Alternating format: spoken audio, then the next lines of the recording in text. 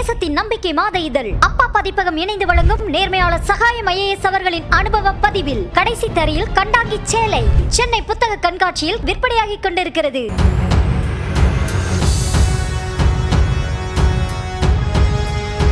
ஆபாச நடிகைக்கு பணம் கொடுத்த வழக்கில் ட்ரம்ப் விடுதலை செய்யப்படுவதாக நியூயார்க் நீதிமன்றம் பரபரப்பு தீர்ப்பு வழங்கியுள்ளது. என்ன நடந்தது? விரிவாக பார்க்கலாம். அமெரிக்காவில் கடந்த ஆண்டு நடந்து முடிந்த அதிபர் தேர்தலில் குடியரசுக் கட்சியின் தலைவரும் அமெரிக்காவின் முன்னாள் அதிபருமான டொனால்ட் ட்ரம்ப் போட்டியிட்டு வெற்றி பெற்றார்.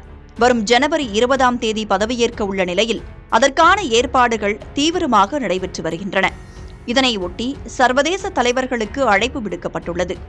ஆனால் தேர்தலுக்கு முன்பே இவர் மீது பல்வேறு குற்றச்சாட்டுகள் இருந்தது. குறிப்பாக 2016ஆம் ஆண்டு அதிபர் தேர்தலுக்கு முன்பாக ஆபாச நடிகை ஸ்டோமி டேனியல் சூடானாவுக்கு சுமார் 13 லட்சம் அமெரிக்க டாலர்களை தேர்தல் பிரச்சார நிதியிலிருந்து கொடுத்ததாக புகார் எழுந்தது. இந்த புகாரில் ட்ரம்ப் மீது 34 பிரிவுகளின் கீழ் வழக்குகள் தொடரப்பட்டன. இந்த வழக்கை நியூயார்க்கில் உள்ள மான்ஹாட்டன் நீதிமன்றம் விசாரித்து வந்தது. இந்த விவகாரத்தில் ட்ரம்ப் மீதான தண்டனை விவரம் நேற்று அறிவிக்கப்பட இருந்தது.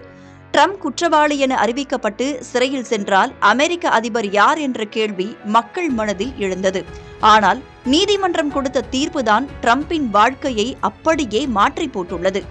மீண்டும் ட்ரம்ப் அரியணையில் ஏறுவதற்கான வாய்ப்பாகவே அமைந்துள்ளது.